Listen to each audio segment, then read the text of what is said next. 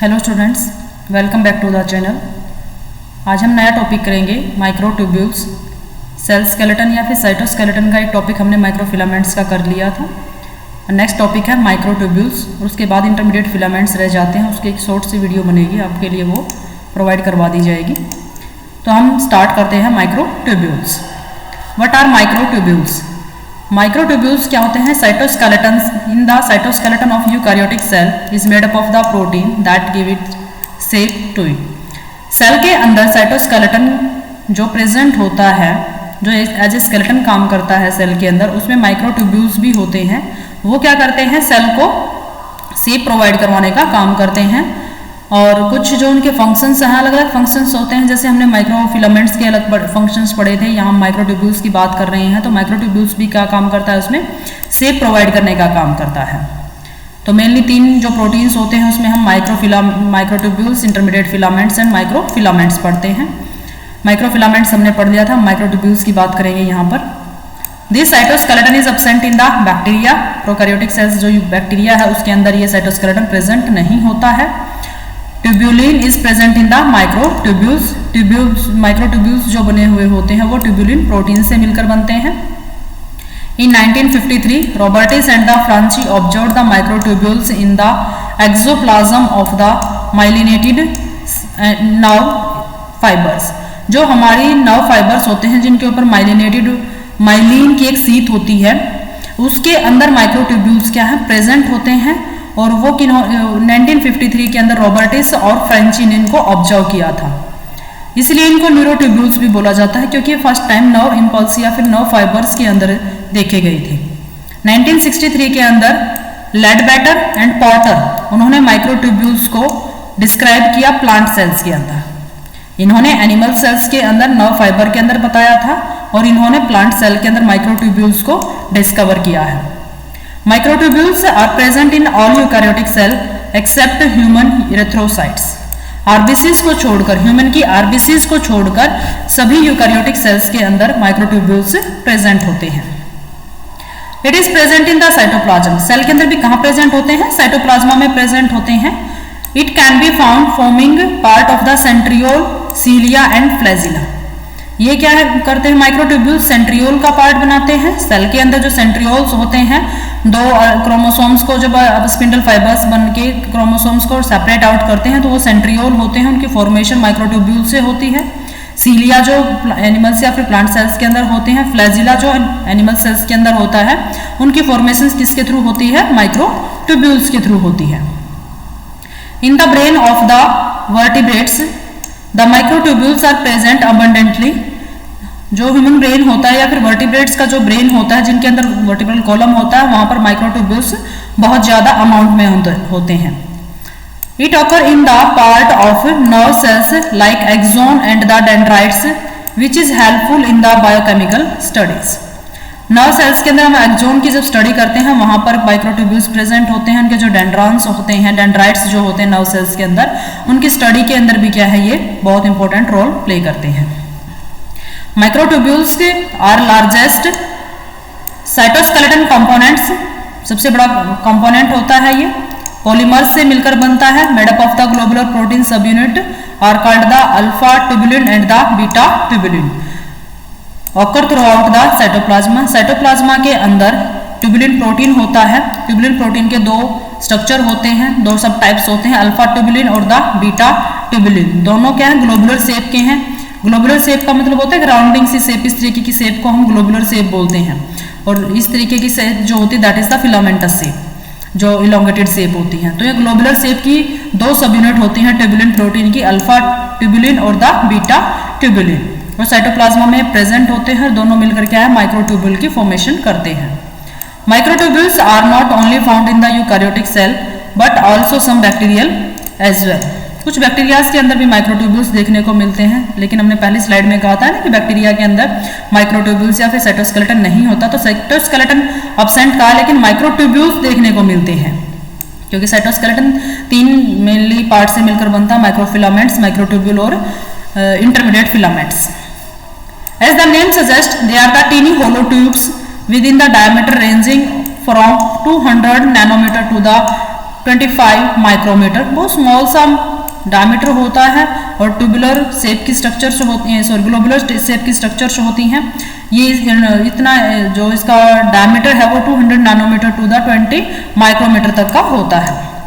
Like microfilaments they also exhibit polarity, दोनों के पास, जैसे हमने माइक्रोफिलामेंट्स की बात की स्टडी की थी, उसके अंदर पढ़ा था कि उसके पास पोलरिटी होती है, एक प्लस एंड होता है, एक माइनस एंड होता है। जिसने अभी तक माइक्रोफिलामेंट की वीडियो नहीं देखी है तो प्लीज़ वो पहले माइक्रोफिलामेंट की वीडियो एक बार देखें, उसके बाद माइक्रोट्यूब्यूल स्टार्ट करें, क्योंकि कुछ चीज़ें उसमें हमने पहले बता दी हैं। In animal cell microtubules originate from the microtubule organising centre MTOC। Microtubules arrange करते हैं या फिर अराइज होते हैं MTOC से, जिसको हम माइक्रोट्यूब्यूल ओरिजिनेटिंग सेंटर बोलते हैं, जहां से वो अराइज होते हैं। That is the centriole and the basal body, और जहां से बेसल बॉडी और सेंट्रियोल की फॉर्मेशन भी होती है, उनके पास भी MTOC होता है। They are structural element of the flagella, cilia and the centrioles. इनसे माइक्रोट्यूब्यूल से फ्लैजिला बनते हैं, सीलिया बनते हैं और सेंट्रियोल्स बनते हैं, उनके पास भी क्या है MTOC होता है, उनसे माइक्रोट्यूब्यूल बनेंगे और आगे फ्लैजिला, सीलिया और सेंट्रियोल की फॉर्मेशन हो जाएगी। In the both plant and the animal cells centriole are present in the cytoplasm at the following sites. जहां पर सीलिया प्रेजेंट होंगे वहां माइक्रोट्यूब्यूल प्रेजेंट होंगे, फ्लैजिला की लोकेशन पे भी सेंट्रियोल प्रेजेंट है जहां वहां भी बेसल बॉडीज हैं, नाउ प्रोसेसेस हैं, माइटोटिक अपरेटस की फॉर्मेशन होगी वहां भी। The cortex of the meristematic plant cells, elongating cells हैं वहां प्रेजेंट होंगे। Selected structure in the protozoa, वो जो प्रोटोजोआ है वहां पर सिलेक्शन होगी जहां पर मेनली प्रेजेंट होते, पूरी सेल्स के अंदर नहीं प्रेजेंट होते। जैसे ही बताया है प्रोटोजोआ के अंदर एक्जोस्टाइल होता है जो ऑफ द पैरासिटिक फ्लैजिलेटिड्स, जो एक्जोस्टाइल प्रेजेंट होता है जो पैरासाइट्स जिनके पास फ्लैजिला होता है, पैरासिटिक फ्लैजिलेट जो होते हैं उनके पास एक एक्जोस्टाइल एक स्ट्रक्चर होती है, वो माइक्रोट्यूब्यूल से मिलकर बनती है। एक्सोनिम ऑफ द इकाइनोस्फेरियम, उसके अंदर भी क्या है प्रोटोजोआ है ये, वहां पर भी क्या माइक्रोट्यूब्यूल प्रेजेंट होते हैं। फाइबर सिस्टम ऑफ द स्टेंटर वहां प्रेजेंट होता है। साइटोफरेंजियल बास्केट ऑफ द नजुला, उसके पास भी माइक्रोट्यूब्यूल्स प्रेजेंट होते हैं। There is also a variation in the stability of microtubule of various site. अलग अलग स्टेबिलिटी होती है माइक्रोट्यूब्यूल्स की, कहाँ पर प्रेजेंट है, किस तरीके से अरेंजमेंट है, उनका क्या फंक्शन है, उसके बिहाफ पर क्या है वो उनकी वेरिएशंस होती हैं। Cytoplasmic and the spindle microtubules are labile, जो साइटोप्लाज्मा में और स्पिंडल में माइक्रोट्यूब्यूल्स प्रेजेंट होते हैं वो क्या है मूव करते रहते हैं। Microtubules at cilia and flagella are resistance to different treatment, अलग अलग ट्रीटमेंट पे ये क्या है रेजिस्टेंसी शो करते हैं, इतने ज़्यादा सेंसिटिव नहीं होते हैं ये कि जल्दी से उसके अगेंस्ट एक्शन नहीं शो करते हैं। ये है माइक्रोट्यूब्यूल की स्ट्रक्चर, ये है इसके प्लस एंड और ये क्या है इसका माइनस एंड। जो हमने पोलरिटी की बात की है, ये दो ट्यूबुलिन के अलग अलग स्ट्रक्चर हैं, ग्लोबुलर ट्यूबुलिन है, एक अल्फा है और एक बीटा है। हेट्रोडाइमर, इसलिए क्या कहा है hetero, hetero means different, dimer means दो सब यूनिट्स, तो इसीलिए दोनों के कलर डिफरेंट दिखाए गए हैं। One is the alpha and one is the beta सब यूनिट, और ये अरेंजमेंट इस तरीके से इनका क्या है मिलकर बनता है। ये अरेंजमेंट ऐसे बनाएंगे, इस तरीके से माइक्रोट्यूब्यूल क्या है कंप्लीट होता है। अगर आप एक बार स्ट्रक्चर देखोगे तो इस तरीके की सर्कल सी स्ट्रक्चर आपको दिखाई देगी, और ये अल्फा और बीटा सब यूनिट्स यहाँ पर क्या है अरेंजमेंट में प्रेजेंट होती हैं। स्ट्रक्चर अगर हम कंप्लीटली बात करते हैं तो दोनों की स्ट्रक्चर देखते हैं हम, अल्फा सब यूनिट्स और बीटा सब यूनिट्स के साथ मिलकर माइक्रोफिलामेंट्स की स्ट्रक्चर किस तरीके से होती है।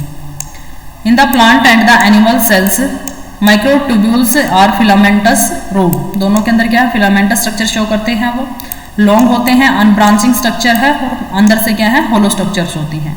डायमीटर क्या है इनका 24 to 25 नैनोमीटर का डायमीटर होता है। पहले ये प्रोटोफिलामेंट्स बनाते हैं, प्रोटोफिलामेंट्स 13 सब यूनिट से मिलकर बनता है, जो अल्फा और बीटा की 13 सब यूनिट्स आपस में मिलेंगी और वो मिलकर क्या बनाएंगे एक प्रोटोफिलामेंट की स्ट्रक्चर बनाएंगी। 13 प्रोटोफिलामेंट्स या फिर अब एक प्रोटोफिलामेंट को बनाने में क्या जुड़े हैं उसके 13 सब यूनिट्स जुड़ी हैं। अब 13 फिलामेंट्स जुड़ेंगे आपस में और वो मिलकर क्या बनाएंगे, जो पूरी की पूरी स्ट्रक्चर है इसकी, जो माइक्रोट्यूब्यूल्स की वॉल है उसको क्या कंप्लीट फॉर्मेशन करेंगी। वो माइक्रोट्यूब्यूल की फॉर्मेशन किस तरीके से होगी, 13 फिलामेंट्स आपस में जुड़ेंगे और वो स्ट्रक्चर से उसकी माइक्रोट्यूब्यूल की फॉर्मेशन करेंगे। This filaments can be linear हो सकते हैं, स्पाइरल स्ट्रक्चर भी हो सकती है, और इन फिलामेंट्स का डायमीटर क्या होता है, नियर अबाउट 5 नैनोमीटर, और ये ट्यूबुलिन प्रोटीन से मिलकर बनते हैं। सेंटर टू सेंटर स्पेसिंग जो होती है, एक सब यूनिट प्रेजेंट है, एक सब यूनिट्स के साथ दूसरी सब यूनिट प्रेजेंट है, उनके बीच का डिफरेंसेस कितना है। जो प्रोटोफिलामेंट्स है, प्रोटोफिलामेंट्स किससे मिलकर बने थे, 13 सब यूनिट से। 13 सब यूनिट किसके, ट्यूबुलिन प्रोटीन की, जो अल्फा और बीटा की हेटेरोडाइमर्स है। उनके बीच में एक प्रोटोफिलामेंट और दूसरे प्रोटोफिलामेंट्स के बीच में डिफरेंस कितना होता है, 4.5 nanometre. By negative staining it reveals the lumen which is 14 nanometre wide. अगर हम इसकी स्टेनिंग करके देखते हैं तो ये क्या है, हमने उनका ल्यूमन इंटरनल स्ट्रक्चर जो होलो स्ट्रक्चर होती है इन बिटवीन, ये अगर हम बात करते हैं दिस वन, ये क्या है, इसका ल्यूमन होता है।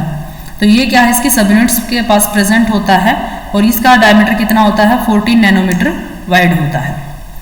इन द वॉल द प्रोटोफिलामेंट्स सब units structure can be seen. हम प्रोटोफिलामेंट्स की स्ट्रक्चर अगर हम मेनली बात करते हैं तो ये पूरा क्या है, एक प्रोटोफिलामेंट है, और ऐसे ऐसे 13 सब यूनिट से मिलकर 13 प्रोटोफिलामेंट्स मिलकर क्या बनाएंगे, एक माइक्रोट्यूब्यूल की फॉर्मेशन करते हैं।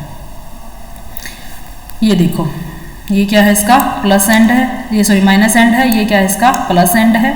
प्लस एंड पर क्या है, इसके जो ये दो हेटेरोडाइमर्स हैं, हेटेरोडाइमर्स किससे मिलकर बनते हैं, एक जीटीपी को यूज करके 2 हेटेरोडाइमर्स कंप्लीट होते हैं। जीटीपी जीडीपी ट्यूबुलिन डाइमर्स हैं, इनऑर्गेनिक फॉस्फेट निकल जाएगा। अब जीटीपी और जीटीपी की इनऑर्गेनिक फॉस्फेट का डाइमर्स की फॉर्मेशन हो जाएगी, और ये आगे जाकर क्या है, पॉलीमराइजेशन होगा। पॉलीमराइजेशन इनका क्या है, प्लस एंड की तरफ होता है, जहाँ पर क्या है, जीडीपी का हाइड्रोलिसिस होगा और हेटेरोडाइमर्स क्या है इसके साथ जुड़ते चले जाएंगे। तो ये इसकी पोलरिटी शो करते हैं। ये ग्रोइंग रीजन होता है जिसको हम प्लस से शो करते हैं, माइनस क्या है, इसका डिपोलिमराइजेशन का रीजन होता है। यहाँ से क्या है, जो हमारे हेटेरोडाइमर्स होते हैं वो रिमूव हो जाते हैं। तो हमें पॉजिटिविटी की तरफ देखना है कि पॉजिटिव साइन किसकी तरफ आता है, जहाँ पर पॉलीमराइजेशन होता है। पॉलीमराइजेशन के लिए क्या है, जो हेटेरोडाइमर्स हैं वो एक जीडीपी को यूज करते हैं, क्योंकि इससे एक क्वेश्चन पूछा जा सकता है कि जो माइक्रोट्यूब्यूल्स हैं वहाँ पर एटीपी यूज होती है या फिर जीटीपी यूज होती है। तो इस तरीके से आपको एक छोटे छोटे से क्वेश्चन होते हैं जो एग्जाम पॉइंट ऑफ व्यू से या एंट्रेंस पॉइंट ऑफ व्यू से पूछे जाते हैं। ये देखो एक बार स्ट्रक्चर दोबारा, हेटेरोडाइमर्स हैं अल्फा और बीटा ट्यूबुलिन्स के, एक अल्फा है और एक बीटा है। इस तरीके से अरेंजमेंट है, एक अल्फा का, एक बीटा का रीजन, एक अल्फा बीटा बीटा। इस तरीके से क्या है, एक पूरा प्रोटोफिलामेंट्स है। ये क्या है, हमारे 13 इस तरीके की सब यूनिट्स क्या हैं, जुड़ी हुई हैं। तो ये आपस में मिलकर कंप्लीट करती हैं इसको, एक प्रोटोफिलामेंट्स को, एक प्रोटोफिलामेंट्स, और ऐसे ऐसे 13 प्रोटोफिलामेंट्स जुड़कर एक माइक्रोट्यूब्यूल की फॉर्मेशन कंप्लीट करते हैं। ये देखो कंप्लीट स्ट्रक्चर, अल्फा और बीटा डाइमर्स ये आपस में जुड़ेंगे, माइक्रोट्यूब्यूल की फॉर्मेशन करेंगे। अगर आप इसमें से अल्फा को देखोगे तो अल्फा जो ट्यूबुलिन प्रोटीन्स होता है उसके पास यहाँ पर क्या होता है, ये पॉलीग्लूटाइलेशन होता है। यहाँ पर क्या है, इथाइल ग्रुप, क्योंकि ये क्या प्रोटीन्स है, प्रोटीन के अंदर अमीनो एसिड होंगे, तो यहाँ पर इथाइल ग्लूटामिन जो है ये सबसे ज़्यादा है, तो इसलिए क्या है यहाँ पर पॉलीग्लूटामिनेशन है। यहाँ पर ये देखो ये दो भी क्या है, यहाँ पर ग्लूटामिन आ गए हैं यहाँ बीच में। इसके साथ साथ ये क्या ग्लाइसिन है, यहाँ पर डी टायरोसिनेशन होता है 451 पोजीशन के ऊपर। ये क्या है, इनकी लोकेशन दिखाई हैं कि स्पेसिफिक वहाँ पर प्रेजेंट होता है या डिफरेंस होता है इनके अल्फा और बीटा के अंदर। अगर बीटा सब यूनिट के अंदर देखोगे आप तो यहाँ पर देखो पॉली ग्लाइसिलेशन है, ग्लाइसिन ज़्यादा है वहाँ पर। इथाइल जो हमारे ग्लूटामिन्स हैं वो क्या है, बीच में है, और एक पोजीशन 441 के ऊपर क्या है, हमारी अलग अलग पोजीशंस के ऊपर अलग अलग अमीनो एसिड्स को दिखाया गया है। एडेनिन होता है एक से क्या, हमारा जो अमीनो एसिड्स हैं वो स्पेसिफिक कोई भी हो सकता है, वहाँ पर ए दिखाया गया है। तो एसिटाइलेशन हुआ है, सॉरी उसका क्या है, हमारा एसिटाइलेशन दिखाई देता है उससे। तो ये क्या है, एक पोजीशन के ऊपर क्या है इसका कार्बोक्सी टर्मिनल होता है, दूसरी टेल के ऊपर क्या है इसका एन टर्मिनल होता है, जिससे टेल की फॉर्मेशन होती है। तो ये इसको कंप्लीटली दिखाया गया है कि ए सब यूनिट और बीटा सब यूनिट, अल्फा और बीटा सब यूनिट्स में क्या डिफरेंसेज होते हैं। पोली अमाइलेशन होता है, फॉस्फोराइलेशन होता है, पॉलीग्लाइसाइलेशन होता है, पॉलीग्लूटामिनेशन होता है, ग्लूटामिनेशन होता है, डिटायरोसिनेशन होता है। इन सबसे मिलकर क्या है, पूरा जो ग्लोबुलिन्स है, ये ट्यूबुलिन प्रोटीन्स है वो कंप्लीट होता है। तो अल्फा और बीटा सब यूनिट में आपको ध्यान देना है कि क्या डिफरेंसेस हैं, उनकी स्ट्रक्चर के क्या डिफरेंसेस हैं। ट्यूबुलिन प्रोटीन्स हैं, tubulin is present that compose the protofilaments of the microtubule. Microtubule के अंदर प्रेजेंट होते हैं, ट्यूबुलिन प्रोटीन से मिलकर बनता है। प्रोटीन का नेचर कैसा है, एसिडिक है। मोलिकुलर वेट क्या है उनका 55,000 का है। सेडिमेंटेशन कोफिशिएंट 6s का है। दो फॉर्म में प्रेजेंट होता है, एक अल्फा ट्यूबुलिन और सेकंड क्या है उसका बीटा ट्यूबुलिन। ट्यूबुलिन जो प्रोटीन्स है वो 450 अमीनो एसिड से मिलकर बनता है। डाइमर की फॉर्म में प्रेजेंट होता है, जैसे अल्फा और बीटा हमने बताया है। पॉलीमराइजेशन के थ्रू क्या है वो माइक्रोट्यूब्यूल की फॉर्मेशन करते हैं। 13 प्रोटोफिलामेंट्स आपस में जुड़ जाएंगे और वो क्या करेंगे, पोलरिटी के साथ मेंटेन करेंगे, माइक्रोट्यूब्यूल की फॉर्मेशन करेंगे। सो माइक्रोट्यूब्यूल्स आर पोलर स्ट्रक्चर्स। कैसी स्ट्रक्चर होती है, पोलर। जो प्लस एंड होता है उसको हम फास्ट ग्रोइंग एंड बोलते हैं और जो माइनस एंड होता है वो स्लो ग्रोइंग एंड होता है। There is the presence of microtubule organizing center MTOCS, ये प्रेजेंट होता है, which the minus and is bound tightly, जो माइनस एंड के साथ टाइटली बाउंड करता है। जो माइक्रोट्यूब्यूल की फॉर्मेशन हो रही है उसके पास जो माइनस एंड है वो माइक्रोट्यूब्यूल या फिर MTOC के साथ बाउंड होता है। द असेंबली और the polymerisation begin from it, यहाँ से फिर क्या है उसकी पोलिमराइजेशन स्टार्ट हो जाती है। जो माइनस एंड है is also protected from the disassembly by the MTOS। MTOS के थ्रू क्या है कि माइनस एंड की तरफ इसलिए प्रेजेंट है कि वहाँ से डिसअसेंबली ना होना स्टार्ट हो जाए। ग्रोइंग है उनका वो स्लो प्रोसेस है वहाँ से माइनस रीजन से, लेकिन डिसअसेंबली या फिर डिपोलिमराइजेशन भी नहीं होना चाहिए।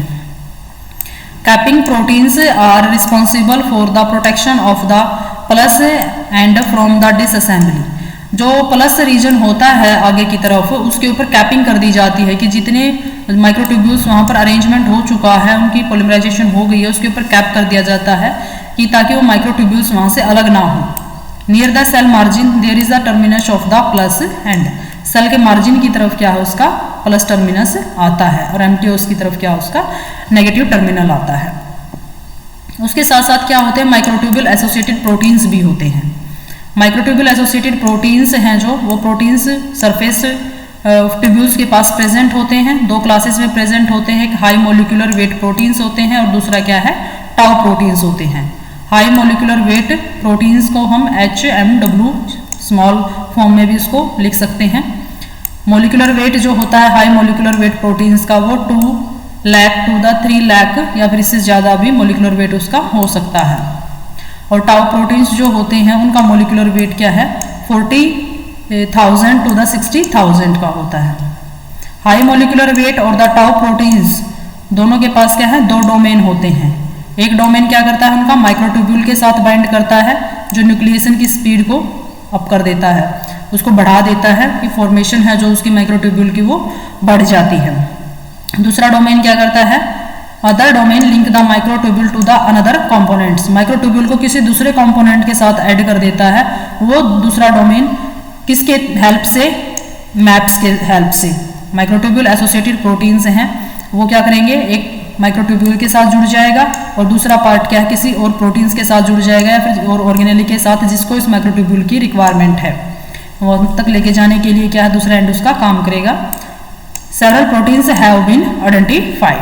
तो इसके साथ साथ और भी कुछ प्रोटीन्स हैं, ज़्यादातर हमें सिर्फ दो प्रोटीन्स के बारे में यहाँ पढ़ते हैं, हाई मोलिकुलर वेट और द टाउ प्रोटीन्स।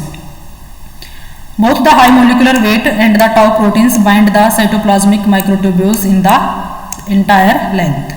साइटोप्लाज्मिक जो माइक्रोट्यूब्यूल्स प्रेजेंट होते हैं उनके साथ ही क्या है हाई मोलिकुलर वेट प्रोटीन्स और टाउ प्रोटीन्स बाइंड करते हैं फुल लेंथ के साथ। जो साइटोप्लाज्मा के अंदर माइक्रोट्यूब्यूल प्रेजेंट होता है उसमें फुली जो साइटोप्लाज्मिक रीजन माइक्रोट्यूब्यूलिक रीजन है उसके पास दोनों प्रोटीन्स जो होते हैं हाई मोलिकुलर वेट और टाउ प्रोटीन्स दोनों प्रेजेंट होते हैं। ये देखो ये होता है टाउ प्रोटीन्स, यहाँ पर जो इसके साथ जुड़ा हुआ है, ये एक एंड क्या है इसका माइक्रोट्यूब्यूल के साथ जुड़ा हुआ है, दूसरा एंड किसी भी ऑर्गेनेली के साथ यहाँ से जुड़ जाएगा। ये इसके ऊपर क्या है इसका फॉस्फो टाउ है कि क्योंकि यहाँ पर फॉस्फोराइलेशन इसका हो चुका है। ये काइनेसिन है, यहाँ पर माइक्रोट्यूब्यूल्स के साथ हेल्प करके ये काइनेसिन प्रोटीन इस वेसिकल को क्या है मूव करवा रहा है, क्योंकि ट्रांसपोर्ट का जो काम होता है वो भी साइटोस्केलेटन के ये कंपोनेंट्स क्या है कंप्लीट करते हैं। तो इसमें एक रीजन क्या है इसका कंप्लीट होता है। इसके साथ साथ इसमें और क्या होता है हमारा MTOS microtubule organising centre. To carry out the specific function microtubules are arranged in a specific pattern. क्योंकि फंक्शन स्पेसिफिक है, फॉर्मेशन स्पेसिफिक होती है, तो इसके थ्रू ही क्या इनका अरेंजमेंट है, जो इनका एक पैटर्न है वो भी क्या एक स्पेसिफिक अरेंजमेंट होता है। MTOS help in the polymerization of the tubulin by serving as the template for it। MTOS क्या करता है, एक सरफेस प्रोवाइड कर देता है, एक टेम्पलेट प्रोवाइड कर देता है माइक्रोट्यूब्यूल्स को अरेंज पोलिमराइजेशन के लिए। एक जगह दे दी उन्होंने कि इस तरीके से यहाँ पर एक लोकेशन है, MTOS प्रेजेंट है, इसके साथ साथ अब आपकी अल्फा और बीटा सब यूनिट है जो ट्यूबुलिन की, वो अरेंजमेंट है जो इनका स्पेसिफिक अरेंजमेंट है, उसके साथ वो वहाँ पर पोलिमराइजेशन कर सकती हैं। दे आर न्यूक्लिएटेड सेंटर, ये सेल के न्यूक्लियस के पास प्रेजेंट होते हैं, न्यूक्लिएटेड सेंटर होता है। MTOS बेसल बॉडीज के साथ भी प्रेजेंट होता है, सेंट्रियोल्स में भी प्रेजेंट होता है और क्रोमोसोम्स के पास भी प्रेजेंट होता है और मेम्ब्रेन्स के पास भी प्रेजेंट होता है, जहां पर माइक्रोट्यूब्यूल्स की रिक्वायरमेंट होती है। In a study it was found that cytoplasmic microtubules are not derived directly from the centriole. Centriole से डायरेक्टली डिराइव नहीं होते हैं, MTOS वहां पर प्रेजेंट होता है और उसके बाद अल्फा और बीटा सब यूनिट्स हैं वो क्या है उसकी अरेंजमेंट उसके साथ फिक्स कर लेती हैं। The study reveal that it is raised from the densely stained pericentriolar material which surround the centriole. कहाँ पर प्रेजेंट होता है ये, सेंट्रियोल के अंदर एक डार्कली स्टेन्ड रीजन होता है। अगर आप स्टेनिंग करके उसको देखते हो तो उस रीजन को हम, जो डार्कली स्टेन्ड रीजन होता है उसको हम पेरीसेंट्रियोल, सेंट्रियोल के चारों तरफ होता है, उसको हम MTOS बोलते हैं। तो ये सारे रीजन्स क्या उसके अंदर प्रेजेंट होते हैं। अब माइक्रोट्यूब्यूल्स के साथ कुछ ड्रग्स होती हैं स्पेसिफिक, जो उसी के साथ काम, माइक्रोट्यूब्यूल्स की अरेंजमेंट है जो उसको अफेक्ट करती है। माइक्रोट्यूब्यूल स्पेसिफिक ड्रग्स और देयर एक्शंस कैसे होता है। एक टैक्सोल होती है, कॉल्चिसिन होती है, विनब्लास्टिन और विनक्रिस्टिन होती हैं। टैक्सोल क्या करती है, it bind and help to stabilise the microtubule. ये क्या कर देती है, माइक्रोट्यूब्यूल्स के साथ बाइंड करते ही उनको स्टेबल कर देगी। फॉर्मेशन उनकी क्या है, स्टेबिलिटी फ्लेक्सिबिलिटी उसके अंदर प्रेजेंट नहीं होगी टैक्सोल की वजह से। कॉल्चिसिन और कॉलिसिमाइड के अंदर क्या होता है, it binds tubulin dimer and prevent there polymerisation. अब ये ट्यूबुलिन के डाइमर्स के साथ जाकर फिक्स हो जाएगा बीच में और उन दोनों को आपस में ज्वाइन नहीं करने देगा और उसके बाद उसकी जो पोलिमराइजेशन का फंक्शन था, माइक्रोट्यूब्यूल्स के साथ जाकर जहाँ जुड़ना था उसका पोलिमराइजेशन एंड है, जो उसका पॉजिटिव एंड है चाहे वो नेगेटिव एंड है, वहाँ पर उसको ऐड नहीं होने देती है। Vinblastine and vincristine it prevent tubulin dimer and prevent there डीपोलिमराइजेशन। ये ना ही ट्यूबुलिन के डाइमर बनने देती हैं और ना ही उनका पोलिमराइजेशन होने देती हैं। ये ड्रग्स क्या है, माइक्रोट्यूब्यूल की फॉर्मेशन को अफेक्ट करती हैं। तो ये मेनली आपको याद रखनी है कि कौन सी ड्रग्स होती हैं, क्या स्पेसिफिक फंक्शन है। जैसे टैक्सोल है, इसका फंक्शन डिफरेंट है, कॉल्चिसिन का डिफरेंट है, विनब्लास्टिन का डिफरेंट है, तो वो आपके स्ट्रक्चर क्या है अलग अलग हो सकती हैं। अब यहाँ देखो हम विनब्लास्टिन की बात देखते हैं, तो विनब्लास्टिन क्या है यहाँ पर बाइंड हो जाती है और उनकी पोलिमराइजेशन को स्टॉप कर देती है। ऐसे ही क्या कर देती है, विनक्रिस्टिन करती है। अब यहाँ पर कोल्चिसिन को देखो, कोल्चिसिन क्या है, जो डाइमर्स हैं अल्फा और बीटा डाइमर्स हैं उनके बीच में प्रेजेंट हो जाते हैं, जिससे अल्फा और बीटा की बॉन्डिंग नहीं होती है और ना ही फिर भी आगे पोलिमराइजेशन होने देती है। ऐसे ही क्या करती हैं ये जो कोल्चिसिन है, एल्कलॉइड्स है, ये सभी क्या है इसकी जो पोलिमराइजेशन है इसको क्या किया है इन्होंने रोक दिया है। ऐसे ही क्या ये यहाँ पर बाइंडिंग साइट किसकी है, लैमेलोमाइड की और द पर्लोसाइड की है, जो इसकी नेगेटिव एंड है उसके ऊपर जो बाइंडिंग है, जो पोलिमराइजेशन है, जो स्लो प्रोसेस पोलिमराइजेशन है उसको स्टॉप कर देती है। तो इस तरीके से क्या है इनकी अलग अलग फंक्शंस हैं। यहाँ पर देखो टैक्सन्स है, जैसे ये क्या कर देते हैं, स्टिमुलेट ट्यूबुलिन पोलिमराइजेशन, उसको इंक्रीज कर देंगे। Prevent GDP to GDP conversation, GDP को जीडीपी में कन्वर्ट ही नहीं होने देंगे और इसकी वजह से ये जो माइक्रोट्यूब्यूल है उनकी पोलिमराइजेशन की रेट इंक्रीज कर जाएगी। कॉल्चिसिन क्या कर देती है, इनहिबिट ट्यूबुलिन पोलिमराइजेशन, ट्यूबुलिन के पॉलीमर ही नहीं बनने देती है, क्योंकि वो अल्फा और बीटा जो सब यूनिट है उसकी उनके बीच में आके क्या है कॉल्चिसिन प्रेजेंट हो जाती है और इनके आपस में बॉन्डिंग नहीं होगी और आपस में बॉन्डिंग नहीं होगी तो ये पोलिमराइजेशन भी नहीं होने देंगे। एरिबुलिन जो है वो क्या कर देती है, इनहिबिट माइक्रोट्यूब्यूल ग्रोथ करेगी, क्या induce sequestration of the tubulin into non functional aggregates. वो इसको एक एग्रीगेट्स तो होंगे ट्यूबुलेंट प्रोटीन्स, लेकिन वो एक सीक्वेंसली वे में नहीं होंगे, वो एक रैंडमली प्रोसेस में इकट्ठा हो जाएंगे और कोई फंक्शन नहीं कर पाएंगे, और उस चीज़ को इंक्रीज कर देती है रिबुलिन। विंग का एल्कलॉइड क्या कर देता है? Promote microtubule डीपोलिमराइजेशन। ये क्या कर देगी? डीपोलिमराइजेशन को इंक्रीज कर देगी कि यहाँ से जो अल्फा और बीटा सब यूनिट्स हैं वो दोनों अलग हो जाएंगे। Induce sequestration of the tubulin into non functional aggregates. अगर इसके साथ साथ वो एक काम और करेंगे कि ये अल्फा और बीटा सब यूनिट्स आपस में एग्रीगेट तो करेंगी, लेकिन वो एक अनफंक्शनली वे से इकट्ठा होंगे, कोई फंक्शन परफॉर्म नहीं कर पाएंगे। तो इस तरीके से क्या है, ये जो ड्रग्स हैं वो माइक्रोट्यूब्यूल्स की फंक्शंस को अफेक्ट करती हैं। देयर आर द 3 सब groups of the microtubule: polar microtubules, astral microtubules and the kinetochore microtubules. जो पोलर माइक्रोट्यूब्यूल्स हैं वो कहाँ पर प्रेजेंट होते हैं? सेंट्रोसोम के ऊपर प्रेजेंट होते हैं, सेंट्रोसोम से निकलते हैं और वहीं पर प्रेजेंट होते हैं। एस्ट्रल माइक्रोट्यूब्यूल्स जो हमारी एस्ट्रल रेजिस बनती हैं, जब माइटोसिस या मियोसिस होता है वहाँ पर एस्ट्रल रेजिस बनती हैं, वहाँ पर माइक्रोट्यूब्यूल्स प्रेजेंट होते हैं। फंक्शन क्या उनका? Anchoring the spindle poles to the cell membrane. Spindle जो पोल्स होते हैं, स्पिंडल फाइबर्स जो वहाँ से निकलते हैं एस्ट्रल रेजिस से, उनको एक्सटेंड एंकर करने का, उनको सपोर्ट करने के लिए एस्ट्रल माइक्रोट्यूब्यूल्स वहाँ पर प्रेजेंट होते हैं। Kinetochore microtubules extend from the centrosome to the kinetochore of the chromosome. Centrosome से निकलेंगे और काइनेटोकोर तक कंप्लीट जाएंगे, उनको हम बोलते हैं काइनेटोकोर माइक्रोट्यूब्यूल्स। तो ये भी मियोसिस या फिर माइटोसिस के ड्यूरेशन में जब साइटोप्लाज्मा के अंदर सेल के अंदर क्रोमोसोम्स के सेंट्रोसोम और काइनेटोकोर्स होते हैं, वहाँ पर फॉर्मेशन होती है।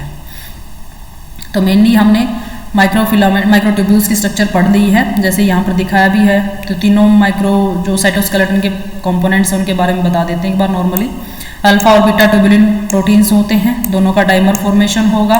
प्लस एंड के ऊपर हाई ग्रोथ रेट होगा, माइनस एंड के ऊपर स्लो ग्रोथ रेट होगा। पॉलीमराइजेशन के थ्रू क्या है, ये 13 फिलामेंट्स जुड़ेंगे जिनको हम प्रोटोफिलामेंट्स बोलेंगे, और फिर 13 प्रोटोफिलामेंट्स आपस में जुड़कर एक माइक्रोट्यूब्यूल की फॉर्मेशन करते हैं। माइक्रोफिलामेंट्स के बारे में हमने आपको बता दिया था, डबल हेलिकल स्ट्रक्चर है, एक्टिन के मोनोमर से जुड़कर क्या है, ये इस तरीके से स्ट्रक्चर की फॉर्मेशन है वो कंप्लीट करते हैं। ग्लोबुलर एक्टिन प्रोटीन्स होते हैं, मोनोमर्स आपस में जुड़ के ये कंप्लीट करेंगे। इंटरमीडिएट फिलामेंट्स जो होते हैं वो स्ट्रॉन्ग फाइबर्स होते हैं, इंटरमीडिएट फिलामेंट की फॉर्मेशन करते हैं और प्रोटीन्स की सब यूनिट से मिलकर वो बनते हैं। कुछ फंक्शंस हैं नॉर्मल स्ट्रक्चर के, जो हमने माइक्रोफिलामेंट्स के अंदर स्ट्रक्चर बताए, फंक्शंस बताए थे, ऐसे ही फंक्शंस क्या हैं जो माइक्रोट्यूब्यूल्स हैं उसके अंदर भी है, लेकिन कुछ एक्स्ट्रा फंक्शंस भी हैं। उसमें क्या है हमारे, their functions are associated with providing the intracellular shape, cell की शेप प्रोवाइड करना, लोकोमोशन करवाना, ट्रांसपोर्ट, सेल के अंदर ट्रांसपोर्ट कंप्लीट करवाना, स्पिंडल अपरेटस की फॉर्मेशन करवाना, separating sister chromatids for equal distribution to each daughter cell during cell division. जब cell के अंदर डिवीजन हो रहा है, जो स्पिंडल माइक्रोट्यूब्यूल्स है या एस्ट्रल माइक्रोट्यूब्यूल्स हैं वो क्या करते हैं, सिस्टर क्रोमेटिड्स को इक्वल डिस्ट्रीब्यूशन करते हैं दोनों डॉटर सेल्स के अंदर। सेल की शेप प्रोवाइड करते हैं, रेजिस्टेंस कंप्रेशन, उससे जो सेल कंप्रेस ना हो जाए किसी के प्रेशराइजेशन से, उसको कंप्रेस होने से बचाते हैं। They help in the intracellular transportation by providing a track along which vesicles move through the cell. Cell के अंदर वेसिकल्स को मूव करवाने का फंक्शन भी क्या माइक्रोट्यूब्यूल्स के अंदर होता है। They aid in the formation of the cell wall in the plant cell. Plant cell के अंदर सेल वॉल की फॉर्मेशन क्या है, माइक्रोट्यूब्यूल से ही बनती है। ये आपको एस्ट्रल रेजिस के वो बता देते हैं। पोलर माइक्रोट्यूब्यूल्स हैं, ये देखो यहाँ पर MTOS है, यहाँ से माइक्रोट्यूब्यूल ऑर्गेनाइजिंग सेंटर है। ये एस्ट्रल माइक्रोट्यूब्यूल्स हैं जो यहाँ से इस तरीके से निकल रहे हैं, ये कंप्लीट।